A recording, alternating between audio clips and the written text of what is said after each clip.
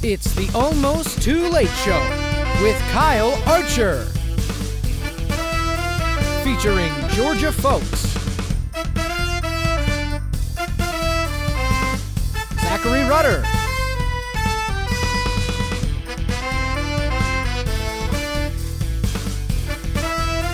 and now, please welcome your host, Kyle Archer. Welcome back. Happy New Year's. It's great to be back. This is the Almost Too Late Show, and I'm your host, Kyle Archer. No. You can stop applauding now. You can keep that cute little smug, wow, he's really back look. You know, that guy that says too many immature butt jokes, or that guy who sings too many songs, or, you know, that guy that talks about hot dogs and is a hot dog, you know, in his free time. You know, anyway, all that out the window. May you keep that cute smug face upon your face. Look, this show is based out of Pittsburgh, Pennsylvania, a place I've grown to love and accept downtown and that, you know? Welcome to the new studio, to this beautiful, gracious studio brought to you by Point Park, the production house in Point Park. I have my own show again, and this is absolutely the best and absolutely the wonderfulest thing. That's a real world, don't look it up. Even in your social feed. Now I'm back to being able to say really anything that I want, whether it's true or not. You know, like, oh, I was a fraudulent poet. I can only eat, you know, my collard greens cauterized. Or I don't think I'll fully be fulfilled until Ryan Seacrest becomes my mother-in-law. Or, you know, even Squid Abel, you know. And yes, that is actually a real world, almost. I have been up to a lot lately, though, which is one thing. And one of them is currently working on writing my own dictionary, because I just find it odd how there's only one. Like, I thought we boycotted monopolies in America before, but whatever. I'm fine. It's cool. Working on a dictionary now, so look forward to that.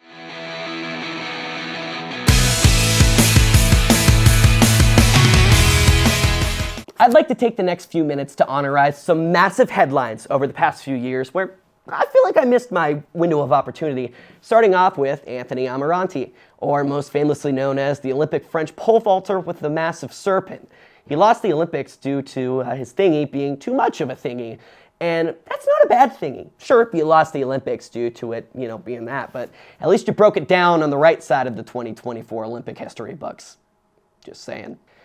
What about RFK dumping the dead bear in Central Park? Now, one thing that you'll learn about me is my relentless disposal of politics in the public eye. But one thing that you will also learn about me is my love for relentless disposal of a dead bear in Central Park. I'm so mad I missed this story. Bear puns I missed out on is number one, unbearable, and is number two, undeniably brilliant. You know, I don't understand the whole story many times as I read it because it's just ridiculous. But there's no way as a person of rising political power that they could ever believe that in their career, straight dumping a bear into the streets of Central Park, one of the most populous parks in the world, would ever come back to bite you in the ass. Just ask Stormy Daniels. She jumped that bear carcass getting off of people. You know, we haven't covered baby animals yet. And Moodang, got one thing to tell you. You can do anything to me. Anyways, coming up next, we have the fabulous Georgia Fowkes and inspiring Zachary Rutter in studio here today. But before we get to that, let's talk about alternative realities.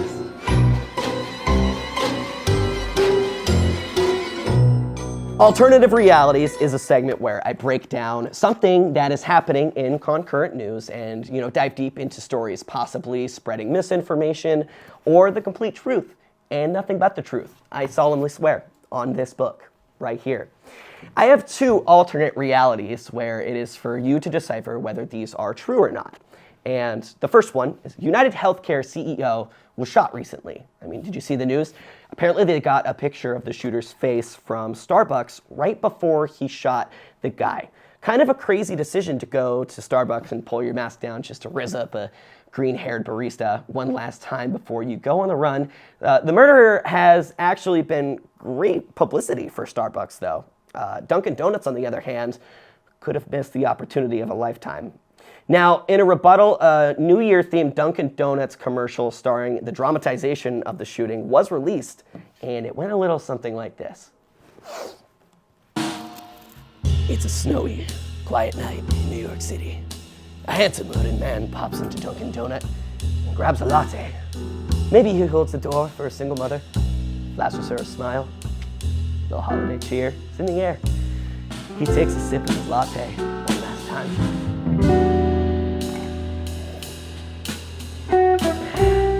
Then he pulls up his mask. Bang, bang, bang, bang! And all of a sudden, police lights and sirens start up, pan up the city lights while he begins sprinting away. Fade in, America runs on Duncan. And this was an alternate reality. That's right, spreading misinformation. Duncan, they're fine. They're still hopped up on that horny donut spider over Halloween last year. According to Mousetrap News, a strip club is coming to Magic Kingdom.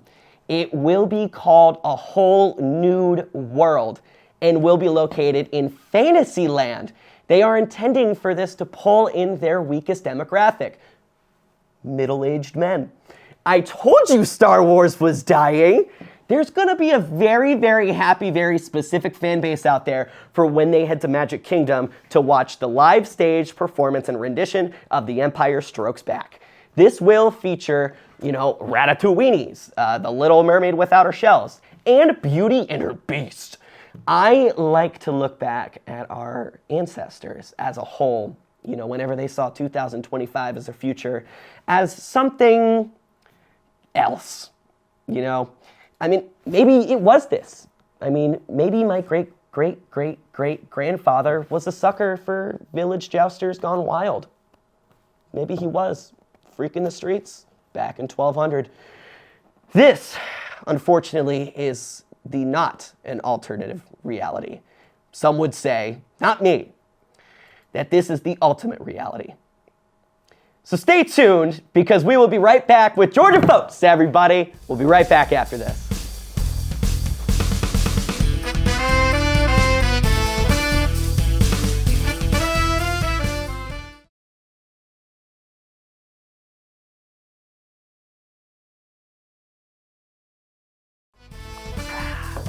Welcome back to the show, ladies and gentlemen. Thanks for sticking around. Like I said, we are in a new studio, new year, new me, new just rendition. We're back with our inaugural season 4, and I am so honored and just very happy that we brought this guest out onto the show for the first episode here.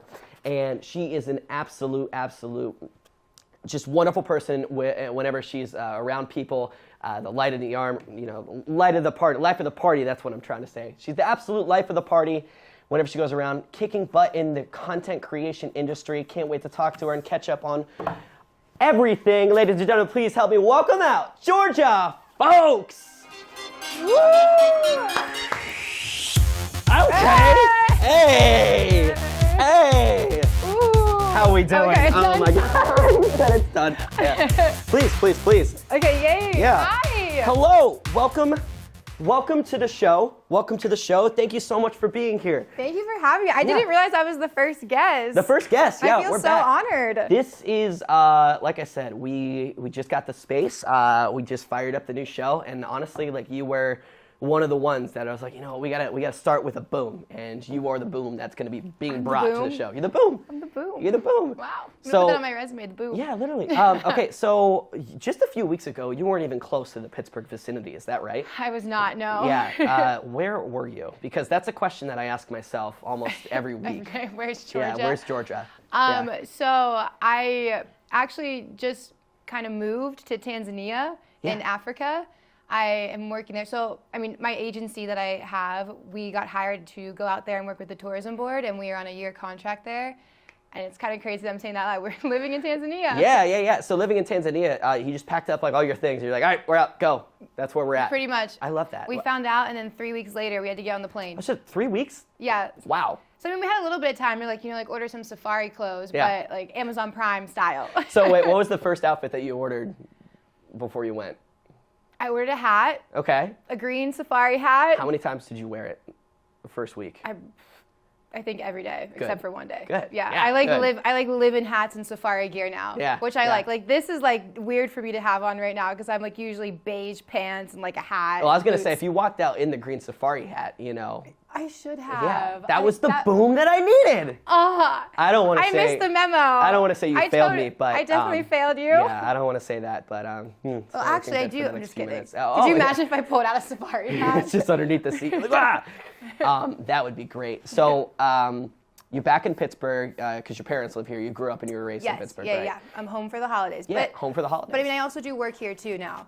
So it's weird. I do work in Tanzania, Pittsburgh, and LA. And LA. So are those 3 different kind of locations that you kind of like triangulized, if you will? Yeah, I like that. That's a good word. I like that. I'm triangulized. I'm worldwide triangulized. You know, we're not squares here. Yeah. We're triangles. Yeah, triangles are cooler. We always have a point. Yeah. Ooh. Oh. That was good. All right. That was good. That's why they pay me the big bucks. Yeah.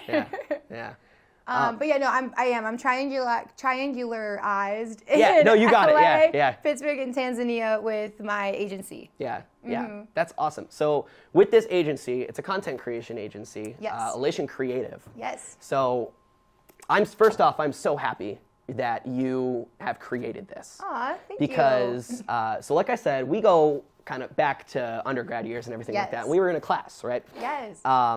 It was just a business model class, and you had you had put something it wasn't that, but it's like kind of a production help assistance thing. Yes. And I feel like it's kind of the same, right? It's in the same realm, but oh my gosh, I totally forgot about that class. That class was crazy because I was technically working a full-time job in LA while being in college here in Pittsburgh, and I would fly overnight to make it to like my 8 a.m. I don't even know, maybe it was 10 a.m. Whatever class that we were in. So I could still act like I was working a job in LA and they thought I lived there, but still finishing college. So that was crazy, and no one knew that ever. That's bananas. I think like maybe Ed Traviseri knew that because I feel like I remember hearing that towards the end of it or something like that. Yeah. But, so what's your sleep schedule like? Like, do you even sleep? It's just all travel.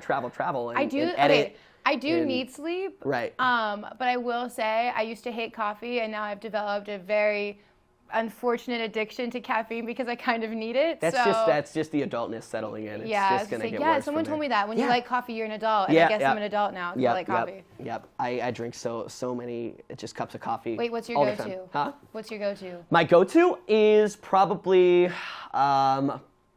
I'm a sucker for a caramel macchiato. I can't even lie. I like an iced vanilla latte. Iced vanilla latte? All right. I do always go iced. Like I will only get a white mocha hot, and that's it. Yeah. That's it. I think I don't even get anything hot. No. No. I don't blame you though. Like the hot, because I'll sit there and I'll wait. I will wait 30 minutes for it to cool down. Yeah.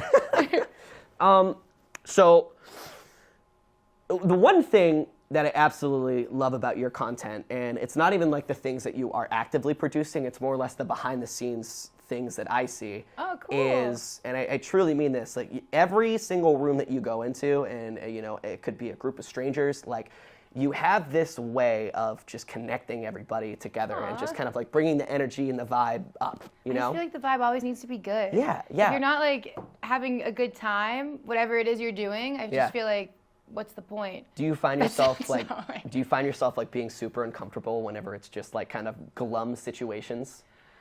I wouldn't say uncomfortable. Yeah. I probably get like existential with it. Where I'm like, start ripping your hair out. I am. I'm like, am I supposed to be here right now? I'm like, why is this person sad? Should I help fix it? Like, you know what I mean? I go into like people pleasing mode. Yeah, I'm like, I can fix him. Yeah. No, but not uncomfortable. But I just like feel like, what can I do to just even like if you're sad? I'm like, I'll get you a caramel macchiato. Maybe that'll help you. That would be awesome. What if you just pulled a caramel macchiato out from with my safari hat? Yeah, the caramel macchiato was in the safari hat. Yeah. You just gave me a little straw. Yeah. That would be a cool thing to promote for Starbucks or Dunkin'. Yes. Patent pending, safari hat, little cups. Look, I'm using my agency branding hat for you right now. Just saying. Put it back under there and start pulling stuff out. So with the agency, how did you kind of get the start? Like, where did that even kind of build from? Was it a long process or?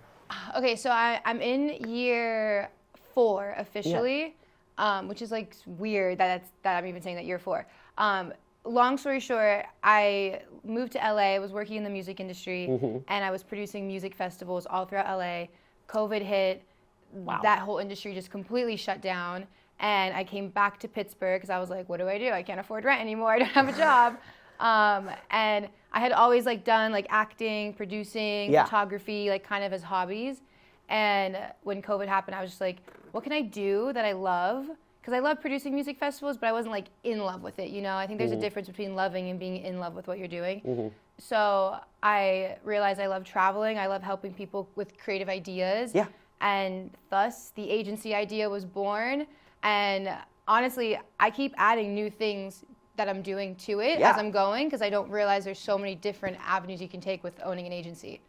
That's incredible. I scrolled on the website earlier, and it's first off, it's such a fun website. Do you like it? I just redid it. It's one. Okay, so if go to the website, go to the website and check it out, because once you scroll and it's I don't remember what word it is, but it's like you, and it's like the O just goes roof. Okay, because I was debating that. No, I loved it. Really? I loved it. Okay, I was wait, such a big that fan. makes me feel better, because I did that, and I was like, I don't know if I like this or if it's distracting or if people are going to be annoyed, like flicking the mouse. Well, that's what I kept doing for like 5 minutes. Oh, is really? Just scrolling up and down, so you just like going the like flicking. woof. Oh, perfect. I have never oscillated on a website before in my life. Really? And you were the first person to do that for me. Wow. So thank you. Thank you, Ruta, my website designer. Thank you. I do wish that I had a live studio audience in here, because I am missing like applause breaks, you know. We could get like an applause button. Yeah. Well, I have 3 people behind here right now, so. Woo! Yay! Yeah. I'm like, please applause for us. Please. We mean something, yes, please. Please. That's incredible. So you fly all the time. Mm-hmm. Like. I live on planes. It's I was ridiculous. just gonna say, do airline attendants kind of know you by name now? I wish. I'm actually waiting for that moment to happen. Okay, I was about to ask if you've ever ran into. I wanted to so bad. I had one flight attendant once, twice. Yeah. Does that make sense? Yeah, it makes sense. Yeah, and it was on Spirit Airlines, but I love Spirit Airlines. The flights are so cheap, but I don't care what anybody says. To go from LA to Pittsburgh round trip, it's usually like $100. Right. And that is, that's still if you do it a lot. But round it's trip not though, a lot. That's good. It's not bad. Yeah. That was one thing I was always envious of you, is you always found the deals on flights, and I try to, but I'm a very last minute person. I'm also just very impulsive. Like if I see something and it's like $50 for Las Vegas, I'll have no plan to go to Vegas, but I'll just do it. Yeah. I don't know why. Yeah. So with this, you have these Friendsgiving situations. You have to come to it. I would love to. Would you? I would love to. Okay, I do it every year. Okay. So, I guess I'll talk about it. Yeah. So, we do Friendsgiving every year. We bring together all of our creator friends, anybody that we've met during our journey, like work-wise, relationship-wise, as an agency, and we do it the first year is Joshua Tree. The last 2 years have been in San Diego. We just get a huge house and throw a big party, and it's kind of like a safe space for creators to come, just be themselves, connect with other good network people. and have a great time. Yeah, always. It's fun. I like to say people can be like kids again there and just run around and do whatever they want. Honestly, it's kind of like my whole thing with jobs and everything in the field. It's just if you're just doing something actively that you feel passionate, enjoying it, follow it, do exactly. it. Because then that's like the kid inside, it makes you feel like that again. Yeah. Did you do one of these Friendsgivings out in the middle of the desert? I know that you did these small little collaborative DJ parties, and there was just sand everywhere. So that was not a Friendsgiving. That was just a random, I don't know why. Like I said, I just like to do random things. No, the impulsive. I love it. And my friends are DJs and they wanted to do a set, and I was like, well, why don't we do it in the desert and just invite people and make it really random? And we did that. You are hitting milestones with this platform as well too. You just have a full-time employee, right? Yes. Oh gosh, I did. Yeah. I just hired my first. Actually, she is still here. She's finishing her last year at Point Park. No way. Shout out Nadia Jones. I love Nadia. Do you know Nadia? I know Nadia. Yeah. Really? Yeah. Oh my gosh, yeah.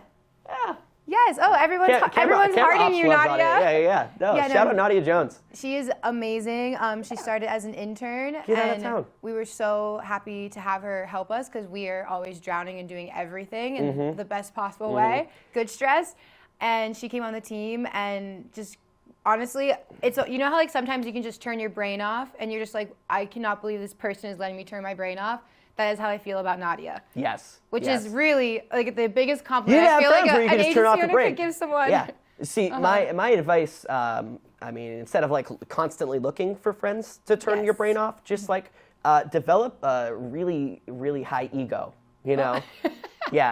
Just find yourself a mental ladder and just keep climbing. And keep climbing it? Yeah, until you're just above everybody else. Yes. Yeah, that's why I'm sitting slightly higher than you right now. Is it? Are you doing some psychology thing to me? I'm not saying that it is, but now that you pointed it out, it definitely is. Would like to change the subject.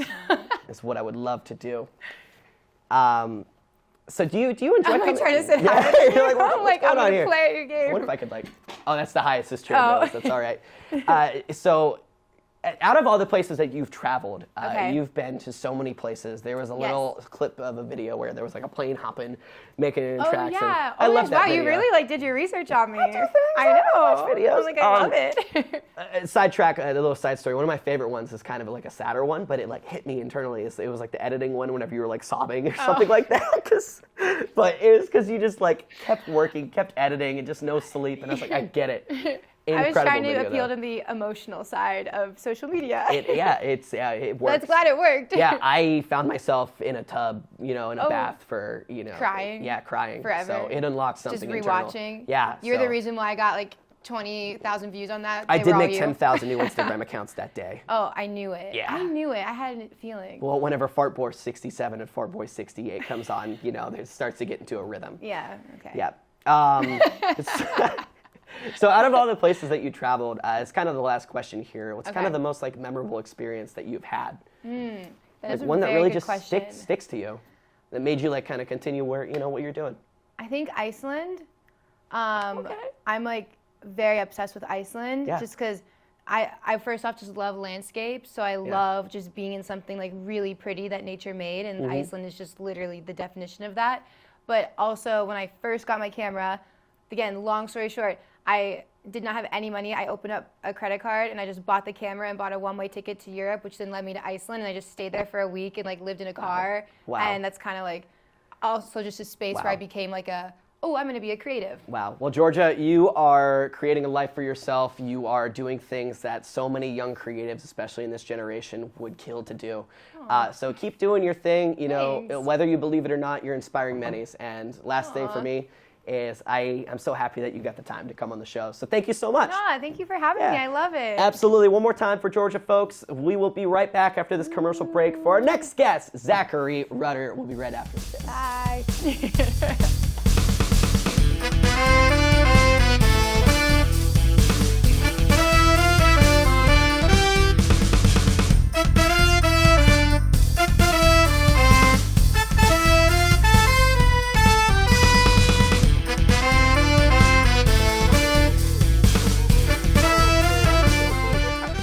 Welcome back to the show, ladies and gentlemen.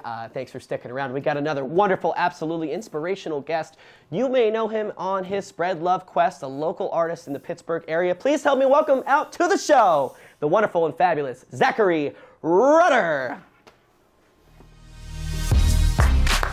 And...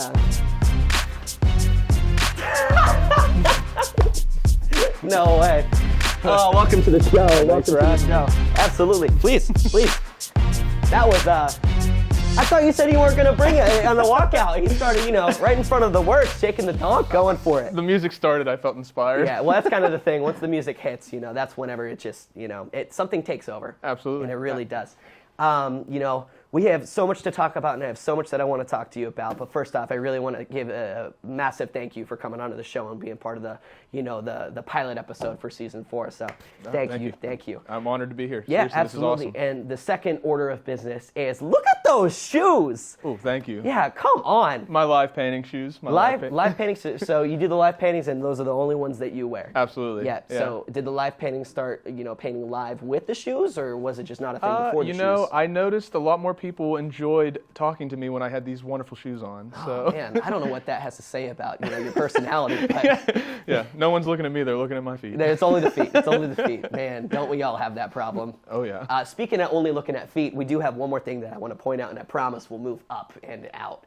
We are both kind of almost wearing the same socks on right now. A little bit of black with white polka dots. That's right. Which is it's pretty cool. My shoes aren't as fancy as yours, but I like to keep it fresh. There you go. Yeah, There you go. Those are fresh. So yeah, we met at it was during Pride Festival, I believe, Yeah, right? you're right. Yes, yeah. I was working for some company. Honestly, I don't remember what I was doing. It was a weird little side gig that I did. But you were there kind of selling your work of art, and we got to, chat. I was live painting, actually. You were live painting? Yeah, you were live painting, because I ended up, I got the painting that you Yes, you painted did. at that moment. Yeah. Yes, you did. You have this emblem and this thing about your work, and it's spread love, just a heart with kind of sun rays around it, and you designed it. And we call it the Sun Heart. Sun Heart, yeah. Kind of what inspired that logo? So funny enough, I'm actually wearing a shirt that has a little piece of Keith Haring's artwork, another Pennsylvania artist from the 80s. Keith Haring was one of the prominent posters in my college dorm room, and he had this image of like a radiating heart. And at the time, I was working with a mentor in Pittsburgh who asked me, why do I make art? What do I want my art to say? And what do I want it to speak to people? Yeah. And it was always a message of love and positivity. Yeah. So when I was trying to think of like an image that encapsulates that heart that Keith Haring created was always the first thing that came to mind. So I kind of like embellished it, made it my own, and created the Sun Heart from that. I love that. It's a great logo, and it's logos are hard. You know, if you're kind of in the graphic design business, like creating something that's simple, short, concise, but also memorable is like one of the hardest things to do. And I don't necessarily like to call it a logo. I like to think of it as a symbol. You know, it's symbolic. Yeah. It's a representation to spread love and put an end to hate through what I like to say is peaceful conversation that I try and facilitate through my artwork. Yeah, well, shut up. So, so if you're in the Pittsburgh area, you might have seen this work of art on Port Authority bus. You know, you got to just spiff up Port Authority bus. Yeah. That's actually a fascinating story. So I was live painting again with Red Fishbowl, which is a local grassroots art collective, and they were working with the Three Rivers Arts Festival. I got to live paint right outside of, was it Burger, BRGR, on Liberty Avenue, and I did a painting of a Port Authority bus with hearts all over it on a canvas. You're kidding. I tweeted it out, and someone tagged the CEO of Port Authority and said, wouldn't this be cool to see riding around? And she messaged me. And there it was. Followed up with me, asked me if I'd be interested in doing this as a paid gig. She sponsored it, and they gave me a paycheck for it, and then we had a bus driving around called the Spread Love Bus. So, get out of town. Yeah. All from like a grassroots collective that turns into a tweet that gets in front of the CEO, and then here I am. That's the Pittsburgh dream right there. It is. It's the Pittsburgh really dream. Cool. Yeah. So one thing that you're doing now in this current moment with kind of like your tiered system of, you know, leveling up in the art world is you're relaunching a YouTube series right now, correct? That's right. Yeah, tell me about that. Okay, so much like a lot of us had to do during COVID when the world shut down was revamp and reassess our situation. Yeah. Like I said, my whole life has been live painting and making art in front of people, and I was wondering, how am I going to be able to do that with there's nowhere I'm allowed to go. So I started a YouTube series at the time called Studio Time with Zach, where I was working in my studio space already. I thought, let's just turn the phone on, let's just record it. I ended up doing 50 videos over the course of about 2 years. Wow. And after realizing I had no idea what I was doing or talking about or teaching, I thought in this last year I wanted to go back and get my master's in art education. I was just going to say, a very studious man, you know? Yeah, so I spent the last about 18 months getting my master's, learning how to teach, which is funny to say, learning how to teach. And now I'm revamping this whole series. It's no longer Studio Time with Zach, it's Studio Time Arts and Crafts, and I want to facilitate creativity and inspire people to maybe pursue a lifelong passion for creating art. That's fantastic. Yeah. As much as I love to kind of like angle any conversation into something about me, I am going to kind of take that moment in a little bit, but it makes sense. So it kind of goes back to the whole 2020 YouTube series start. It's kind of like, you know, it's weird how much on the same track you and I were without even knowing. Absolutely. Because I launched this, you know, during 2020, whenever I was doing the reevaluation and reassessment. And, you know, now I'm bringing it back kind of in the same line that you're bringing yours back. Great minds think alike. Which is crazy. So where's my bus? That's all I'm asking. Better start tweeting. Oh, I guess Xing. Xing. Blue skying. Yeah, blue skying. There we go. You know, whatever. We'll get it out there. So welcome back to Point Park. Happy to be here. Welcome back. You had one of your, and correct me if I'm wrong, one of your first live paintings? One of my first art shows. One of your first art shows, I didn't live paint there. Yeah, one of your first art shows, and it's this wonderful piece right here that we got, and it really feels like, it's got to feel like full circle coming swinging around, Definitely. Right? Yeah, well, I just realized today when I pulled into the parking lot that this building actually used to be down the road in the different building. It did, yeah. So that's actually the building where one of my first art shows was. I had 3 pieces on display, this one being one of the ones in there. So it's like an oblong circle. Yeah, when you reached out, I was like, wow, how crazy is that? It's like serendipitous, I guess, would you could say. Yeah. First off, love that word. Anytime somebody uses that word in a real sentence, I lose my marbles.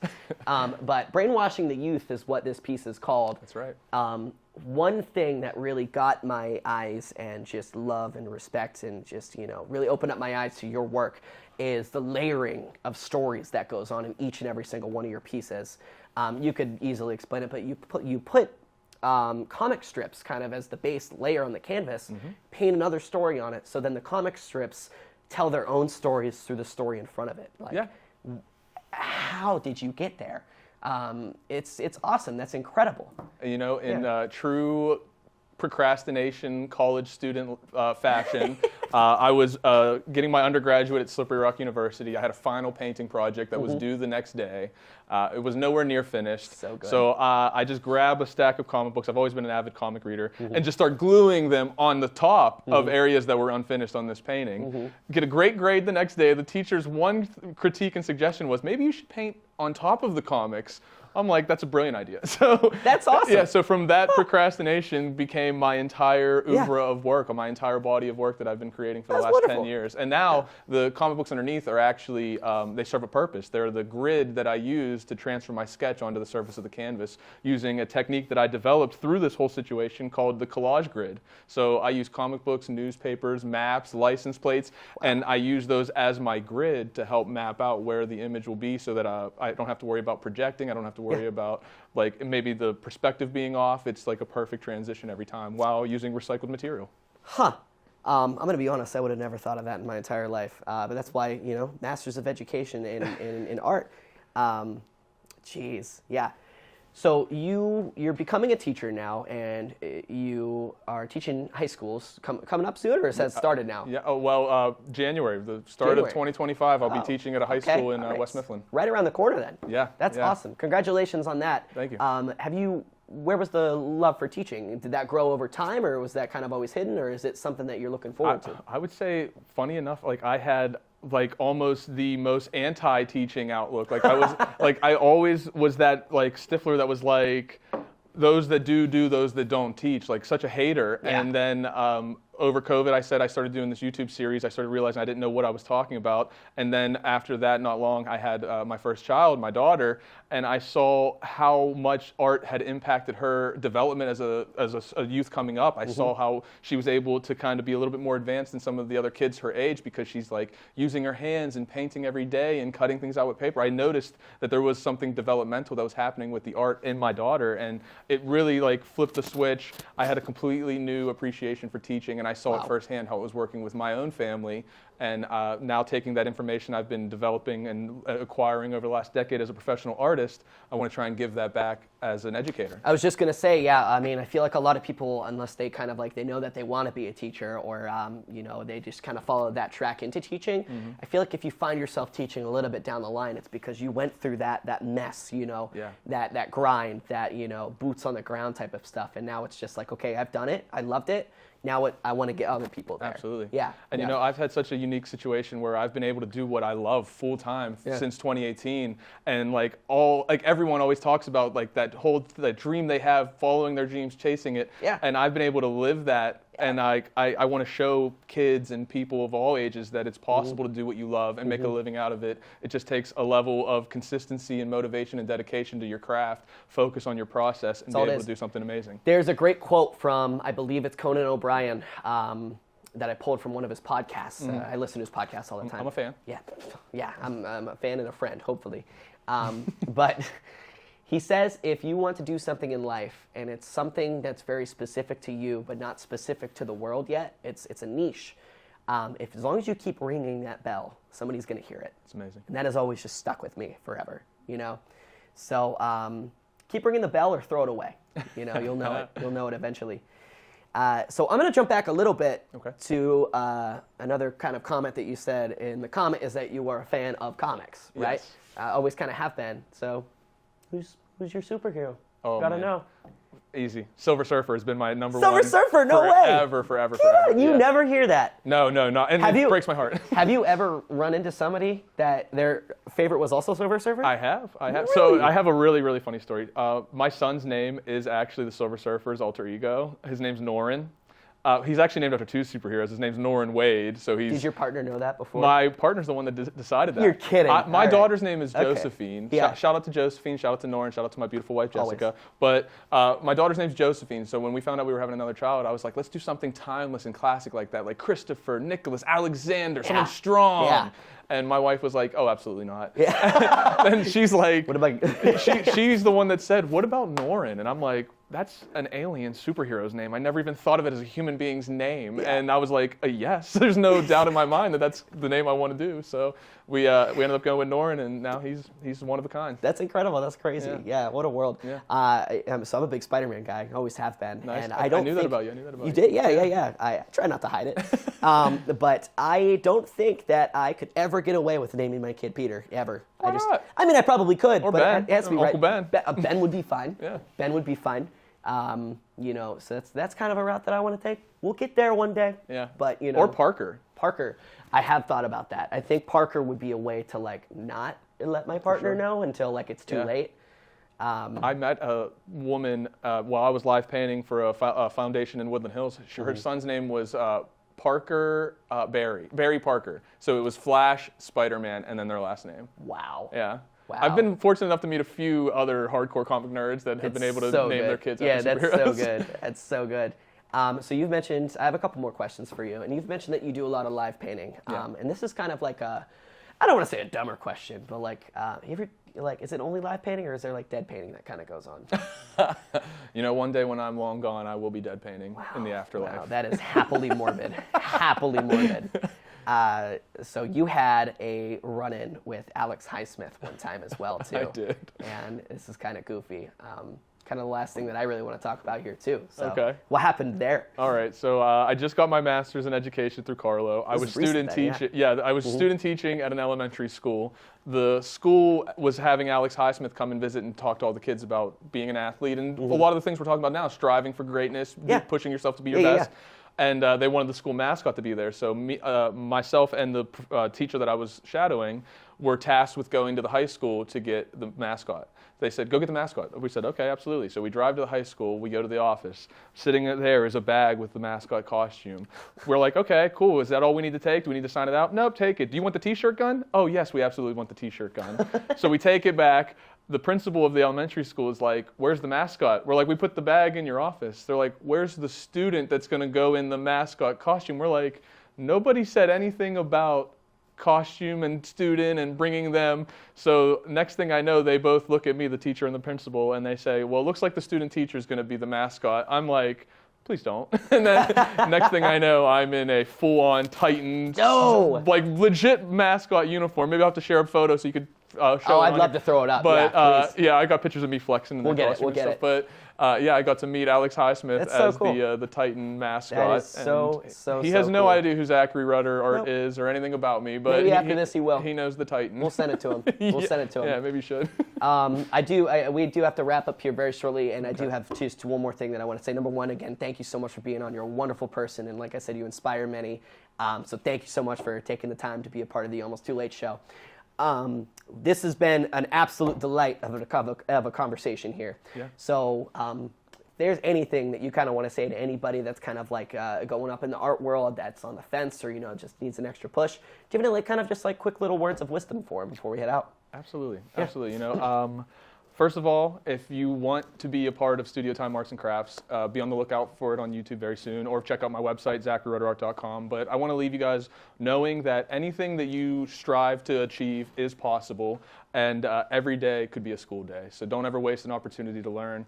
Always put your best foot forward and try your best at everything you want to do, because everything is achievable. We live in a time where you can do anything you want, follow your dreams, and do what you love. So that's what I want to leave you guys with. But before we end, I do, in true holiday Christmas fashion, have a little gift for No, you Mr. don't. Kyle Archer. Yeah. No, you don't. Yeah, I wrapped it myself as well. You're kidding. So. I probably won't be able to tell. No, this looks professional. This went up to the North Pole, and then they wrapped it around. Santa. Me and Santa had a conversation. I'm so about excited. That. The gift of giving. It's not going to explode, is it? It might. Okay. Watch out! This is so nice. You know what? This is probably going to be hung around the studio somewhere. Nice. Check that out. Yeah. Look at that. That's so sweet. Yeah, Thank you so much. I live painted that at Heinz Field years ago. Did you? For their nonprofit for them, and it ended up raising $1,500 for the charity that we were working with at the time. So wow. That piece holds a special place in my heart. This is wonderful. Yeah, this is going to hang out here. All right, well, thank you so much for your time again. One more time, Zachary Rutter. Make sure you check him out on his websites, his Instagram. Wonderful person. Thank you so much. Yeah. It was a pleasure.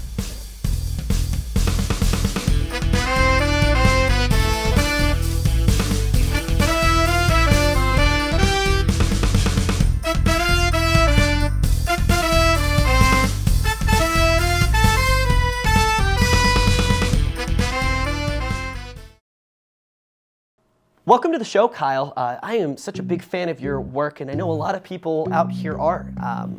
I appreciate that. I guess the one thing that the world wants to know is, what's your angle? Who are you? They call me KYLE, Archman for short. And if you ask me stupid questions, I'm gonna hunt you for sport. I hunt you down with a crossbow snorkel, then feed you to my pig named Porkle, spoon-fed with a giant forkle. She will like it, a lorkle. I restore the show, no, not for the dough, but to pass a vote of confidence. It's not ominous, I got documents to liquidate like hydrolysis. I booked the guest for my quest to invest with investments for investments. That's a mint in your vest for fresh bets. Do you like my assessments? So your whole ploy is to structure a business of selling mints and vests? Precisely. And if I steal your idea, you're gonna kill me and feed me to your pig. That's incredibly accurate. How are you gonna get this done? Endorsements. You're acting all skibbity toilet, there's no time to think. We that Sigma is not for your breath to stink. No cap, no cap, no cap, no cap. We all fam in the clubs. No cap, no cap, no cap, no cap. We're legit, I endure. You have a vest? With no mint? That's so Ohio. What's your pin? What a great idea. Don't steal my pitch. Cause if you do, You're food for my pig.